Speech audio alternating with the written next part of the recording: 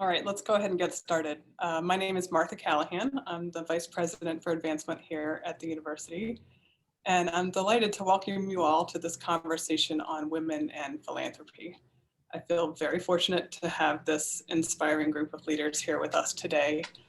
All five of these women are philanthropic alumni who have continued to give back to UR with their time, their considerable talents, and with their charitable giving. Thank you all so much for being here to share your thoughts and experience. I also want to thank our audience and welcome you. The role of women in philanthropy is one that I'm personally very passionate about, and I know it resonates with a large group of alumni out there. We actually have women on the call from as early as the class of 1949 and as late as the class of 2023. And every generation in between, which is really wonderful. And I know there are a couple of folks on the call listening in who, like me, do this professionally. So it's really fun to have this group together. This discussion is the kickoff to Gratitude Week, which is a new virtual event for UR this year. And our aim for this week is really to highlight the impact of philanthropy at UR and to celebrate the incredible dedication and generosity of the Spider community at large. In this truly extraordinary year, my colleagues and I have been so touched and inspired by the generous reaction of this broader Spider community. Alumni and parents have stepped in to help in many ways. You've volunteered and tuned in to weekly alumni programming, which has showcased the incredible talents of this community. You've hired fellow Spiders and provided career mentorship and job connections to both our students and to fellow alumni. And many of you are making gifts here on campus to the things that you care most about. Yesterday, we concluded our third annual Spiders Helping Spiders campaign. And I'm delighted to share that we raised more than $400,000 from gifts of all sizes for financial aid scholarships and other urgent student needs. Everyone here on campus, my fellow staff and faculty, have been working extremely hard to make this school year possible for our students and to keep our alumni web connected and supported, but we really can't do it without the support that we have from our larger Spider web. So thank you so much. We're going to begin today with introductions and then move into our conversation. And I especially wanted to thank those of you who've submitted questions ahead of time, which we try to build into our program. If you have additional questions that come up throughout the session, please submit those via the Q&A feature, and we'll do our best to answer them as time permits. So I'm going to ask each of the panelists to introduce themselves and share a little bit about themselves and what attracted them to UR as a student. And Kat, I'll start with you. Great. Thank you so much, Martha. My name is Kathleen, or Kat Hughes, and I normally live in London, as the map behind me would suggest. But right now I'm in the States. I'm here in Rhode Island and here for a few weeks to see family and also working from here. My job is I'm a partner at Goldman Sachs, and I run two client businesses within Goldman Sachs Asset Management. So I'm the global head of our liquidity solutions client business and the interim head of our European retail client business. And also, very importantly, as of September of 2019, I'm on the board of trustees for the university. I graduated from West Hampton College, class of 1989, majored in economics, and I also have a son who's a senior at the university, so will hopefully be class of 2021. My road to U of R was probably a little bit different. I was a high school student. That was actually the first in my family to go away to university. And so really had no clue what that would entail. My parents and I did not, visit college campuses. I didn't know what the application process looked like. Really not an idea on how to go about it. But we did have a friend in New Jersey. Actually, we have more than one friend in New Jersey, but we had a friend whose family had a son that was going to the University of Richmond. So we went to visit. We went on Halloween weekend. He showed us around campus. I didn't take an official tour or anything. We thought it looked great, fell in love. I came back, I applied early decision and was accepted early decision in December. And that was it. So I visited one school, applied to one school, and thankfully was accepted at one school. So a little bit unorthodox versus what I know kids go through today. But having said that, I wouldn't have changed anything. It's been an incredible 4 years and journey ever since. So that's the story. And I think over to Michelle now for your intro.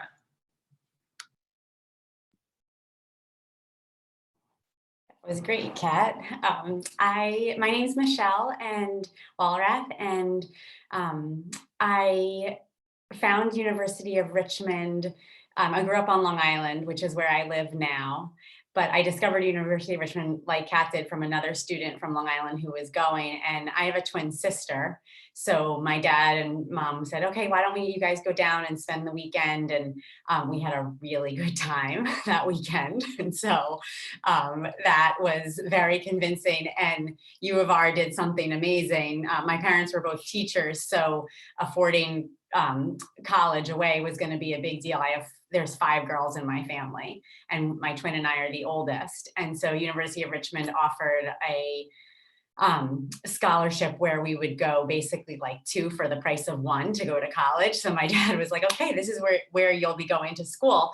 But the great news was we were both ecstatic about going to U of R. I definitely had a thing in my head that Southern women in their pretty dresses and pearls was going to be me one day. So that never really happened, but I do really love Southern women. So I loved going to U of R, had a great experience there. I was a health and women's studies double major. Absolutely loved my education and stayed super focused on that for years out. I now founded organic lifestyle restaurants. So I have 7 restaurants that are just focused on lifestyle eatery and breakfast, lunch, and dinner, and keeping people healthy and just being a part of a movement to clean up the food in America. I have 4 kids, and my oldest is a sophomore at U of R. That's me.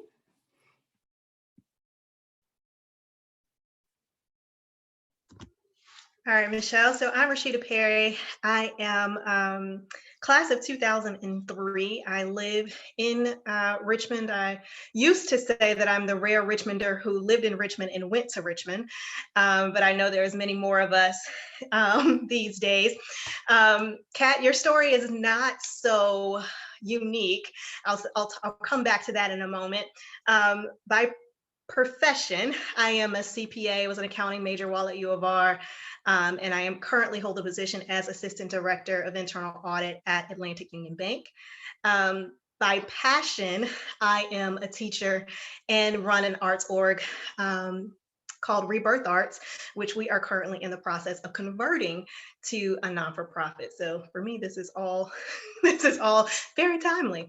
My journey to U of R, seemingly scarily, is very much like Kat's, right? So I got introduced to U of R, even being in Richmond, and not really knowing about UR. But I had a former teacher whose husband was a professor, and I went back to my elementary school because my nephews went there and they were doing some school play. And she said, okay, well, you're about to graduate. What do you want to do? And so I said, well, I'm thinking about accounting. And she was like, well, Richmond has an amazing business school.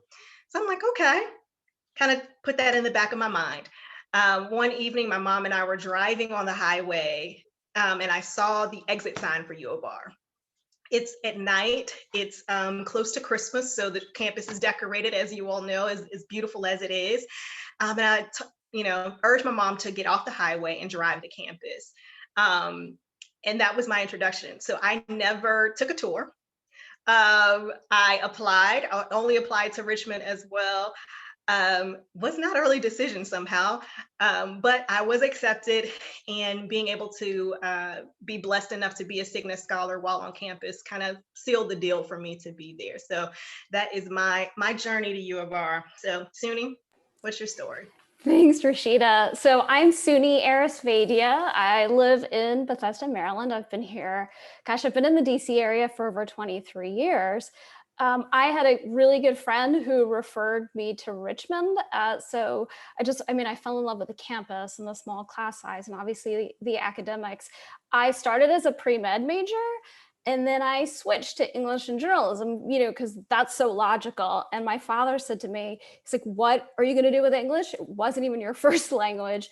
Well, I'm a partner at a global consulting firm called Acumen. So I parlayed that liberal arts education into a 20-year career in tech. So Just really, really love my experience there. And with Rashida, I'm on the URA board and just excited to spend time with you this afternoon. So thanks, everybody. I'm going to turn it over to Susan.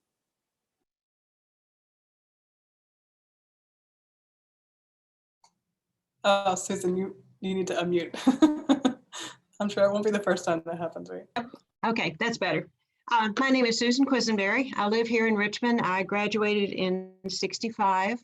I've spent my whole career as an IT consultant, so another consultant here. And I was attracted to Richmond by its small size, the strong science curriculum, because I wanted to be a math and physics major, and the women's leadership opportunities. And in some ways, like your other stories, but different, I grew up in Richmond, so I wasn't even interested in going to Richmond because I wanted to go away and didn't look, even though my father kept saying, I think it would be a great place for you. I went away quickly, relatively quickly found out it just wasn't the right fit for me. So at my dad's, again, urging, I said, okay, I'll look at Richmond, and it was the best decision I ever made. So spent 3 years here instead of 4, but never regretted the decision. I am also a member of the Board of Trustees, serving right now as the Vice Rector. Okay, Martha. Thank you, guys. So I wanted to start our conversation by talking sort of at a broad level about philanthropy and philanthropy here at UR. So I wanted to ask you each to think about the start of your own philanthropic journey. How did you first get involved in giving back? And maybe I'll start in reverse order. So Susan, how about you? All right, I'll unmute. It actually started with a conversation my senior year. The spring of that year, the woman who was the director of the Alumni Association invited me to come to her office, and I wasn't sure what that was all about. Turned out to be a one-on-one conversation. And part of it was that she asked me if I knew that only 2/3 of my cost of my education was paid for by my tuition, and that the other 1/3 had been paid for by people who came before. And she said, I think maybe you want to consider doing that for those who follow. And it really stuck with me. I hadn't thought about something like that at the time, but it stayed with me and helped me shape my reason to give back. And I began by volunteering. What did you volunteer for in the beginning? Reunion volunteer.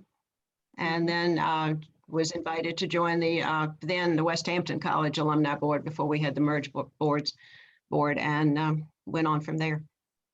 Been on the Board of Trustees off and on since '96. I'm lucky to have you.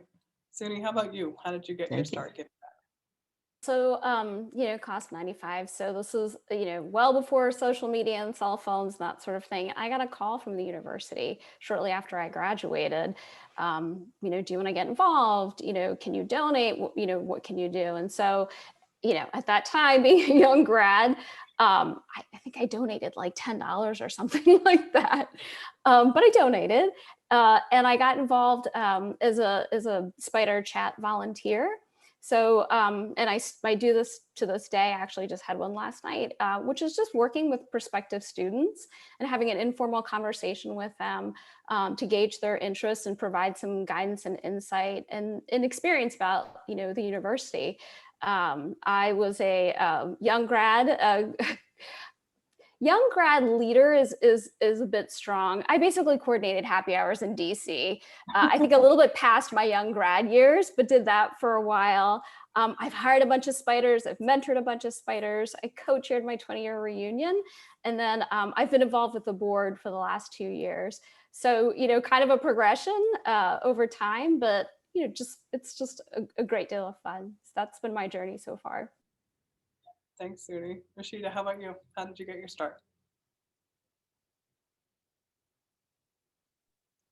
All right, for me, mine started with a call from a very wonderful woman called Dr. Tina Cade. Being a Cigna scholar, I knew Dr. Cade very well from my years of being U of R, and very familiar with the programming that the Office on Multicultural Affairs offers. And so as I was graduating, Dr. Cade kind of pinged me and said, there's this thing called Urban, right? The You Are Black Alumni Network. And she was like, it's kind of been dormant, but I think that you'd be great at leading this. And so myself and Ed Gates kind of took on that charge. So Ed always jokes that he had a year off, and I just hadn't. I just kind of came straight on and have been there ever since. So much like Suni's story, my progression has been, being part of the leadership of Urban since my year of graduation, but also being a mentor for some of the programming that OMA does, being on the URAA board most recently, rejoining last year. So it's definitely been a progression of time and time and effort and even finances over the years. Thank you. Michelle, how about you? Mine started separately from some volunteer work I did in high school and college, and feeling the connection to giving back through time. Mine started in a more significant way when I had 3 young children. When I was pregnant with my first daughter, I was doing a grocery store shop late one night in Whole Foods, and there was this couple that was speaking about this concept of body burden. And I stopped and I was listening, and everyone was kind of gathering around, and they were sharing all this information about things that happen in your controllable environment, your workspace, your school space, and your home, that add too many toxins into the environment and into your life and into your body. So that was the body burden part, that these toxins were weighing you down. And that concept really hit me. I was a health major at University of Richmond with a big focus on education. I had gone on to get a master's in education for elementary school teaching. And the concept really stuck with me. And I started to do what I could in my own home. I joined their organization. But when I had 3, I have 4 children now, but I had 3 kind of back to back. And people were giving me so many plastic gifts all the time, like plastic toys that they thought the kids would love. And the kids did love them for like a day or 2. And then it was the broken plastic. And all I did all evening long was clean up all this junk. And it really started to make me physically feel uncomfortable that my children, my family was contributing all this environmental mess, having learned that plastic contributes these toxic burdens to your body of chemicals that don't ever really go away. And then we throw them in the dump and the trash, and the plastic never really goes away. And then it filters into the ocean. I started to really have this a little bit of anxiety, physical reaction to how could my family be contributing this much pollutants? And if people only knew, we would start to make different decisions. So I started doing a lot of just personal blogging, and I'd send it to friends and family, and people were so encouraging and so grateful to be educated and wanting to be a part. Oh, instead of using, this type of baby bottle, there's this, and instead of this toy, maybe consider shopping this type of toy. And so the reward was really good to see that people were going to make changes to their purchasing decisions. So that organization was called Grassroots. I'm on the board with them now, but that experience of learning something and feeling so strongly to do something about it, that's kind of led all my philanthropic attention, is something that I feel if you educate, then people can do something about it. So that really had started my path when I learned something that profound. That's great. Thanks, Michelle. Kat, how about you? Sure, I'll talk a little bit in general again about philanthropy. And I think my philosophy would be that, similar to all my panelists, it really helps if you're passionate about something, and I think that link needs to be there. I would say my passion has grown and increased as I've gotten older and wiser. When I was younger, I probably wasn't as thoughtful around it, but I do remember one of my earliest experiences of giving back was volunteering in high school at a local nursing home. And it was just going a Friday afternoon a month to, visit with the residents who were clearly very lonely, but you saw the difference that your time could make. And I think that had an impact on me, right, at that point. But I think, you know, when you're younger, you can give time. As you get older and you get more experience, you can maybe give back your talents, or you may be in a position to contribute financially. And those are things that I've tried to add to my own, you know, aspects of philanthropy. But I'll give you maybe another recent example around the passion element. You know, in recent years, one of the things that I'm very passionate about is diversity and inclusion. And that's an agenda that I actively drive in the organization I work for, and also in the wider industry that I operate in financial services. So when I think about, you know, my extracurricular time or some of my volunteering time within my organization, I'm, you know, champion on several affinity networks. I belong to several councils and committees that are focused on diversity and inclusion. And then outside of work within the industry, I'm on the advisory board of advisory council rather of the Diversity Project, which is an organization in London whose mission is to drive all aspects of diversity within the asset management industry. So just a little bit of the start and kind of where I am on the journey in philanthropy. That's great. Thank you. So the other piece that I wanted to ask each of you to think about and share your thoughts, and you've answered this a little bit already, what's the motivation for each of you to give back? And it sounds like the sort of through line for all of you is this passion about something. And the second part of my question is, why do you choose to give back with your time and money to UR specifically? And I can guess that that's because you're passionate about the place, but if any of you want to chime in and share your thoughts on that question, that'd be great. I'm happy to start if you want on the U of R side. I mean, I think that I was probably separated from the U of R for many years. I was not an active alum. I was not, you know, giving back in any way. And I think it was probably mostly down to physical separation. I had moved to London in 2000. But about 10 years ago, I did get reconnected with the school. It was through alums who are dear friends. And I also met the former dean of the business school, the Robbins School at that time, Dean Nancy Bagnanoff, who, you know, really inspired me and got me involved. And I began to give back a little bit of time and maybe talent, joined the executive advisory council of the business school, did some speaking engagements. But the thing for me was I really began to meet more and more of the students, and I was just so impressed, and they made me want to do more, right? Want to give back in some way. And I guess you could say at that point, you know, my passion became much more ignited.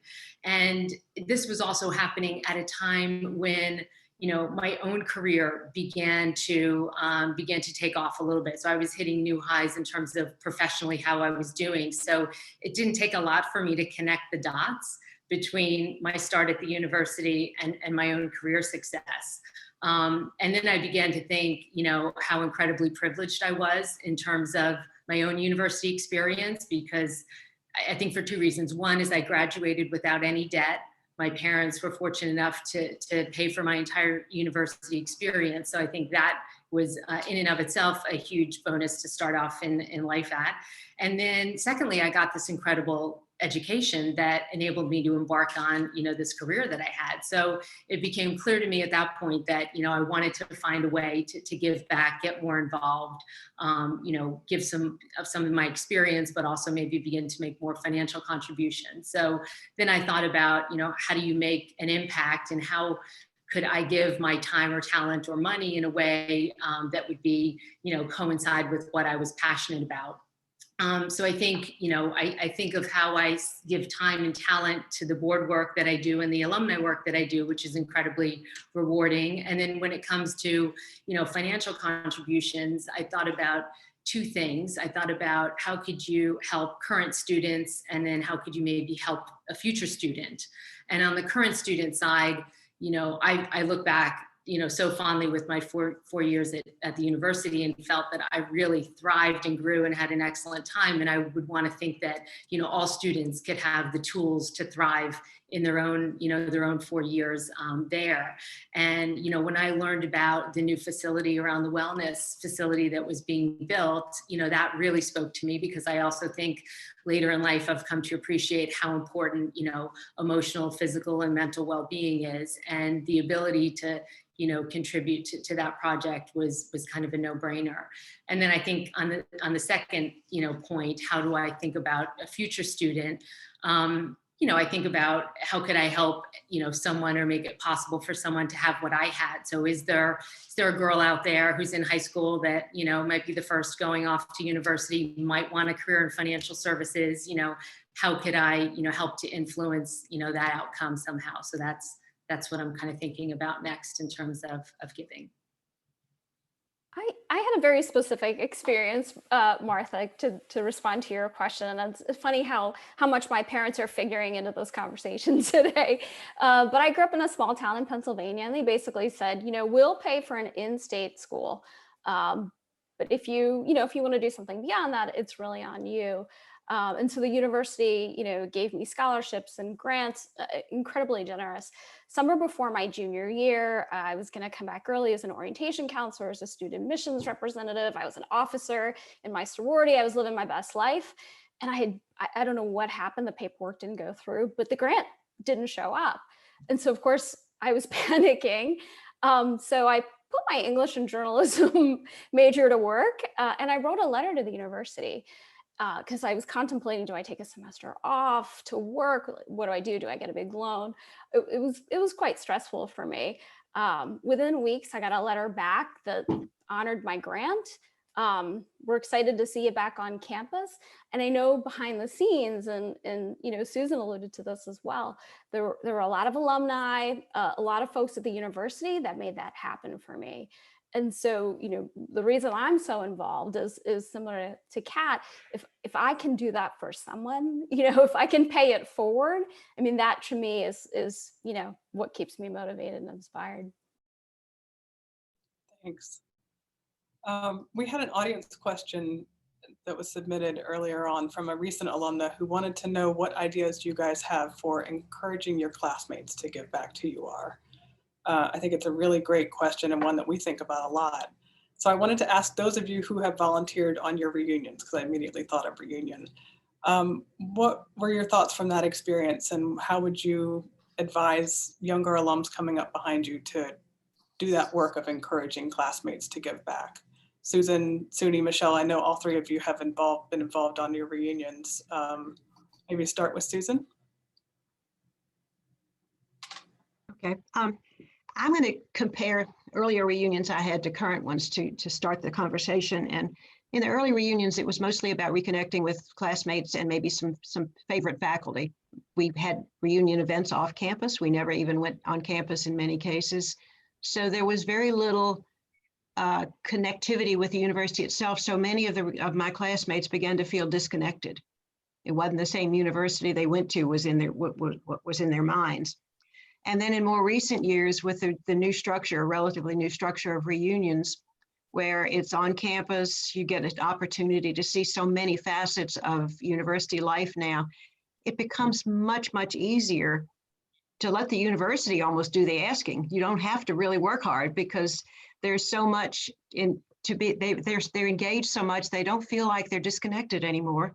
They feel like that, yes, it's changed with the times, but it's still relevant to me. It's still the university I hold dear in my heart. So you almost don't have to ask, frankly. Suni or Michelle, do you let the university do it for you? Yeah, I co-chaired my 20-year. I co-chaired my 20-year about 5 years ago, and honestly, for us, it was getting a really good committee together that was fearless and ready to pick up the phone and get folks engaged. But we used social media quite a bit, so we posted pictures of when we were in school, started tagging people, got the ball rolling. It was a bit of a domino effect because that got people excited and engaged and donating and flying in and doing all sorts of great stuff. And then we kept that social media going through the weekend, during the reunion weekend. And truly that, coupled with the phone calls and just sharing experiences, is what I think worked. So, kind of leveraging those tools really helps a lot to keep that conversation going throughout.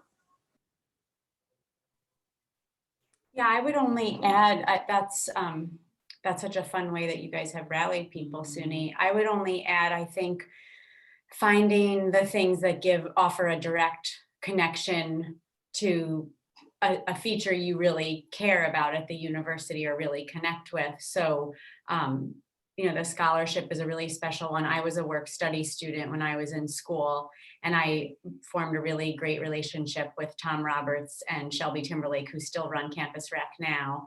And they were such great mentors for me. And then Dr. Rahaley in the health department was my advisor, and my advisor and one of my professors for 4 years. And she never didn't have time for all of us, and she carried such a workload. Left such a lasting impression, but there are individuals from those 4 years, faculty and mentors, who left such a impression on me that I think, encouraging people to remember who those people were, and if there's an avenue for connecting. The Women's Studies program was such a great part for me, and just feeling, I think what the other women are feeling, that you want to give back to a place that offered us such a foundation and such a strong gift at a very vulnerable / exciting time of life. Thanks. And since this question was from a young alum, I also wanted to ask those of the two of you that have current spiders here, how do you think we ought to be trying to get people engaged earlier in their lives in philanthropy? How do you think about that? Michelle? I think philanthropy, when it's always going to be an emotional, what clicks with your heart, because there are the causes and the things you can contribute to are endless, and you start to wish you could always do more once you start to get involved. In our family, we started when they were young. They each have a special hobby or sport that's a part of their life. And so we help them find ways to be philanthropic in maybe somewhat small ways. It wasn't giant amounts they could contribute, but between volunteer and having them actually physically write the check to an organization they cared about. So my 11-year-old will write the check herself to the horse rescue foundations, where they're rescuing racehorses that need to be taken off the track. And my ice hockey son does it for veterans who come home from being abroad and being at war, and they need a group, and they join these ice hockey groups. And so he physically writes the check. We've taught them to reach out via email or phone call to those organizations and just say, I read about what you do. What do you need? How can I help? I think often a lot of us just want to give and just throw some money at it when we can, but it's often seems to be helpful to hear from an organization. Well, right now we need this. Yes, it's often funds and money, but they also need you to help spread the word, or they need a very specific thing at that time of year. It might be the holidays or something like that. So we've taught them to ask the question, what do you need? And then they have, an amount that they can donate once or twice a year to that organization. So just starting to build the relationship and feel the empowerment of helping in that way. That's really great. So in families like yours, you're inculcating that in your kids early on. For other folks that, like me, were, and a couple others on the call, who are maybe first in their families to go to college and weren't exposed to philanthropy early in their lives, do any of the rest of you have thoughts about how the university can play a role in bringing people in sooner to kind of the joy of getting to give back in that way?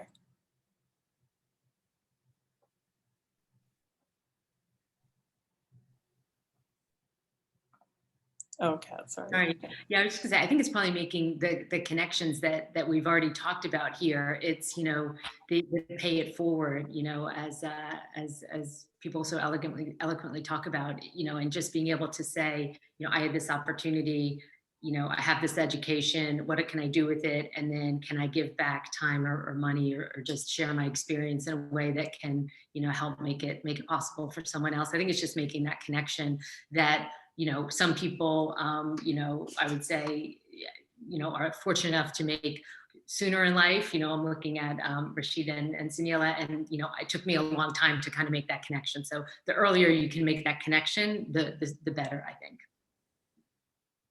That's great. Several of you have talked about how our alumni population has changed and how it's become increasingly diverse in recent decades. And I think we all feel like this is a real point of pride for UR, but it means we need to think about how to engage a more diverse community. Rashida, you shared that you've been involved with Urban essentially since you graduated. Could you share your thoughts on how organizations like Urban can help connect a more diverse alumni back to UR? Sure, Martha. For me, I've talked to many alumni for many generations over my time of leading Urban. And so for me, what I've gained from those conversations is a lot of them did not have a sense of community or belonging to the university. So it was like, yeah, I was there. It was a tough challenge, whether or not it was socially, whether or not there were, challenges with race, whatever it was, that was their challenge while they were here. And so they kind of had a little bit of a hardened heart towards the university, like, I'm not coming back because that's painful for me. I think organizations like Urban allow opportunities for us to showcase the university in how it is changing, how it is evolving, and also giving, Black alumni and other alumni of color a place to connect to. And so it allows opportunities for them to say, okay, well, we can connect into this space in the university where we're welcome, where we will be able to connect and have a community with other Black alumni, where we're able to give back and have impact in those areas where, when we were here, that were supportive of us. And then we can also have an impact for the current students as well, because our goal, or at least my goal, with Urban is not only to connect, the alumni and bring them back to campus and to the university and show them all the things that are changing and progressing, and not to say that we have arrived, but that there has been a progression over time, and they need to know that, but also to connect our current students, to let them know that there are alumni that look like them, and so that we're here to support them, and that they can reach out to us at every point in time, whether or not it's about mentorship, whether or not it's they need a connection to find a job after they leave from the university, whatever it is, that we're there to help and support them. So I think for me, that's what kind of those organizations like Urban do. They allow this space for folks to have a connection point that they previously didn't feel like they had. That's really important. And both you and SUNY are currently members of the Alumni Association Board. And Susan, you're a former member, as you mentioned. And I know that board and the conversations that I've had with you all is really focusing on how to make sure that we're representing, or it's representing and serving all alumni, regardless of their background. So I'd love to hear any thoughts you have about how the Alumni Association Board is thinking about how to better engage and include alumni from every background. Yeah, so, wow, what a year. It's been a very unprecedented year. And the board is really a reflection of the university community in terms of its diversity. But when I think back to when I was an undergraduate, I was a tour guide, and I would tell folks 77% of the student population is in the undergraduate environment are students of color. Now that number for the class of 2024 is 33%. And if you look at the university population, undergrad and graduate, we're at roughly 30%. Wow. So, let's, to Rashida's point, let's think about how far we've come.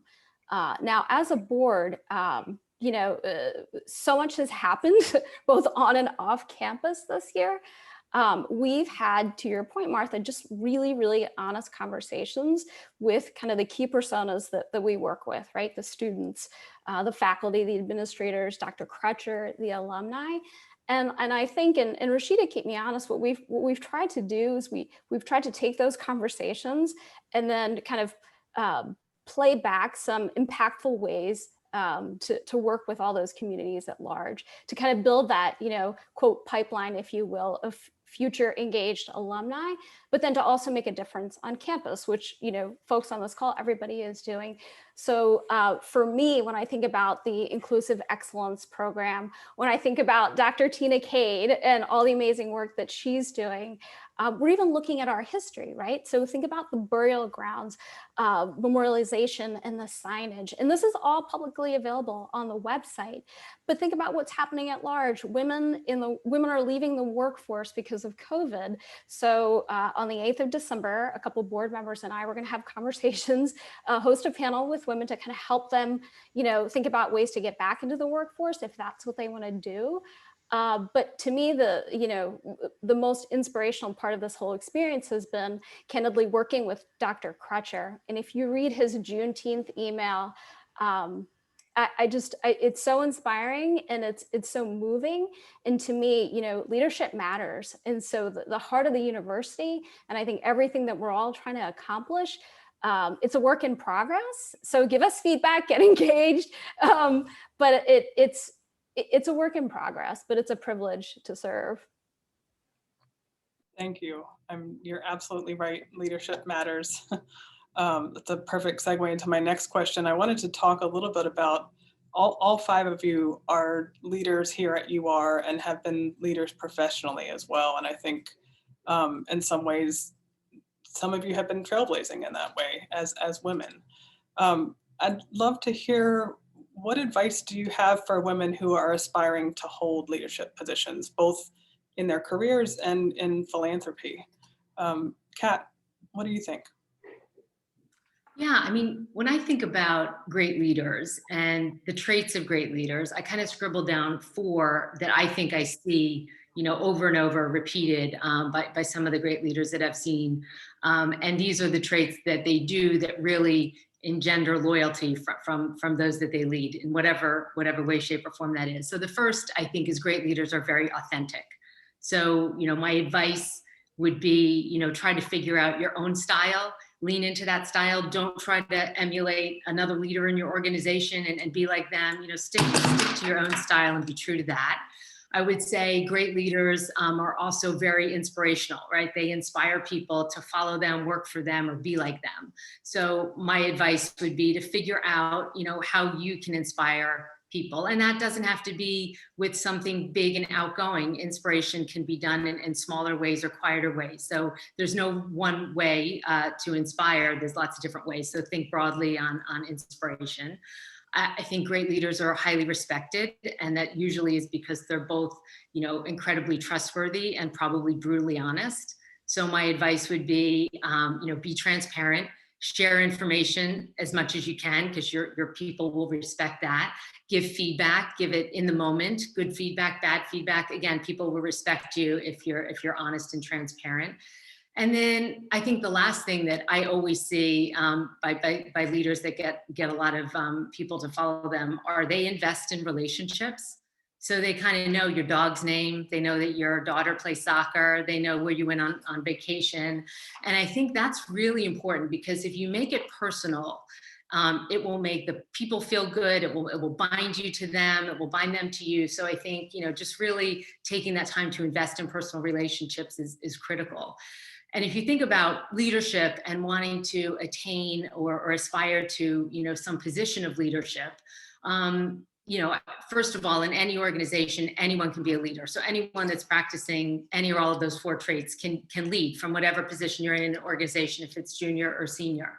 And if you are doing that, sometimes you can get tapped and asked to lead something, lead a project, lead a team.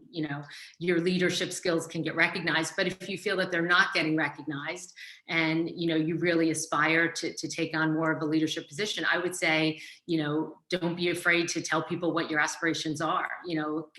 Communicate, talk about it, let people know, ask to take on a project, ask for that feedback. And so I would say, definitely don't be shy.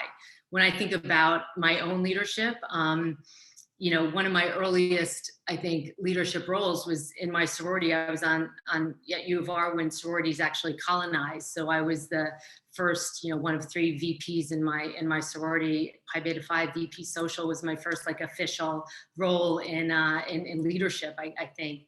And if you fast forward to today, where I'm a partner at Goldman Sachs and I run two big sales organizations, I would say that while I've learned different, leadership techniques along the way, at the fundamental core, I'm probably the same, leader as I was then, the same style, if you will. And I think if you ask people, what my leadership style was, it's probably very empathetic and personal and honest. So again, a little advice on leadership, but it's something you could study forever. There's lots of facets to it.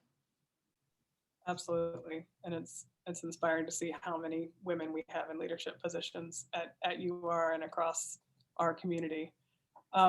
This has been a really challenging year, as a couple of you have alluded to, for our community, for our country, for frankly, the entire world. And in the past few months, I've really found myself thinking about the power that philanthropy has to meet these kinds of challenges and transform lives. I'd love to talk a little bit about the opportunities that you guys see for philanthropy to make a difference and why you think philanthropy really matters. Susan, we'll start with you. Sure. First of all, philanthropy is pretty much a distinctive feature of our country. We do it far more than other countries do. It's more embedded in our being, I think. And there's so many ways to make a difference that surely anybody and everybody could find something that they are passionate about, that they feel connected to, because it helps to provide access to, education, research that cures diseases, and so much more. And particularly this time of the pandemic, it can play a large role. And we saw an example of it last week with the recent Spiders Helping Spiders campaign. That was extremely successful. And closer to home, the university might not even be here today if it weren't for philanthropy. There was a time when the university was close to either closing or merging. And had it not been for Mr. Robbins' transformative gift, we may not be here today. And I think that is one of the prime examples of the impact of philanthropy, that what he did gave us the groundwork, the basis to do and become what we are today and what we are continuing to become. We wouldn't be able to have blind admissions. We wouldn't be able to provide demonstrated need.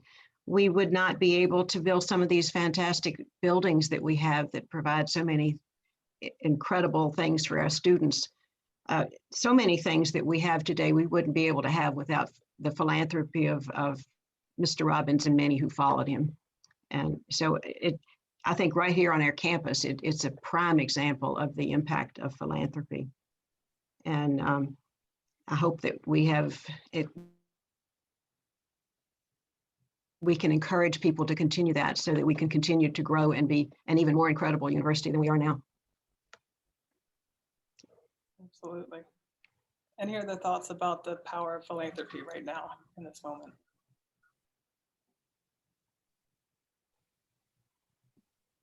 I mean, it's a trite saying, but I think never underestimating the power of one person to make a difference. So in the smallest of ways, you can have an impact on the people closest to you in your little community.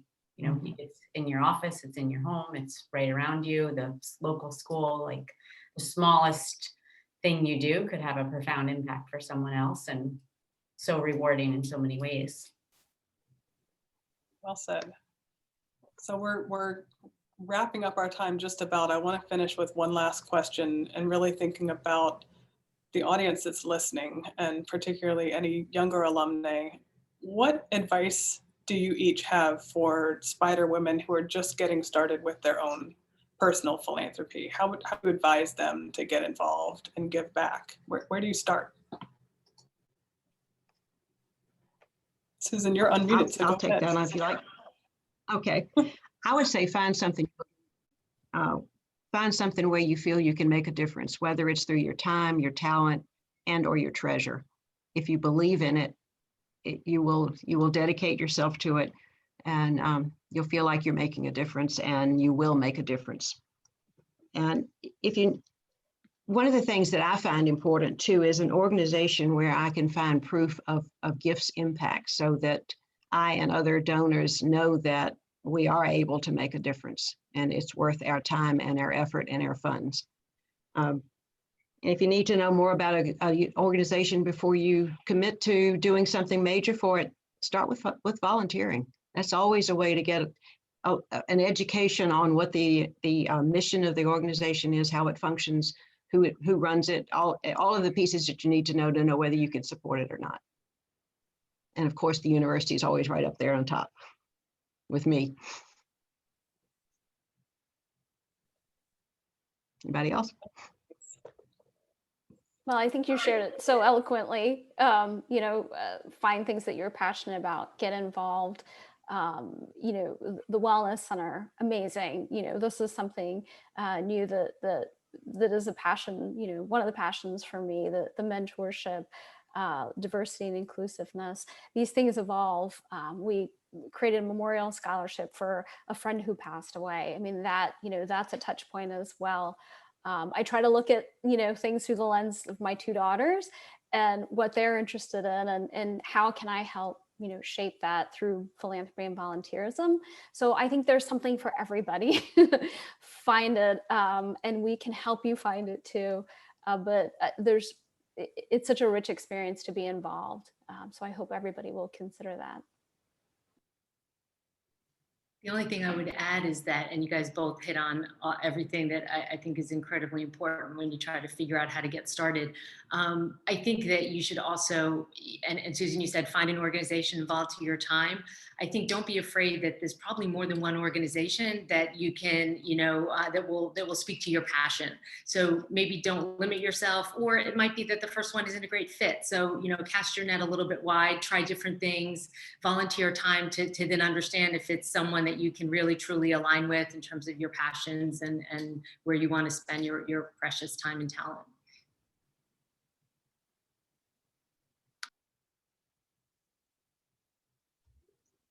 And I'll just quickly echo Susan's comment in not putting philanthropy in a box, right? Knowing that it doesn't have to be just your dollars that you have an impact with, knowing that you have a voice and that voice matters.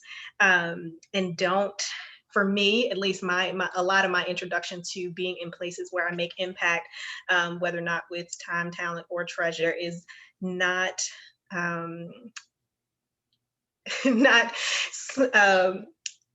kind of being afraid to take the position of a leader. Sometimes that call comes to you, and so you have to accept it when it comes, and other times you just kind of have to step forward for the things that need to be done. So don't be afraid to be proactive as well.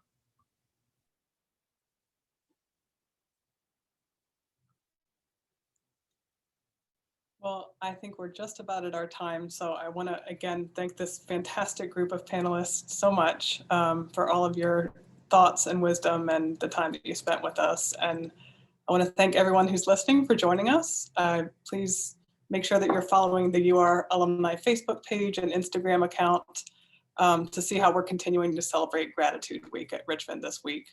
And I hope you'll volunteer or tune in again soon for one of the many great programs that we're offering on a weekly basis. And last but not least, I hope that each of you listening will give back your own time, talent, and treasure, both at Richmond and wherever else your passion takes you. It really makes a real difference here at UR for our students and for your fellow spiders.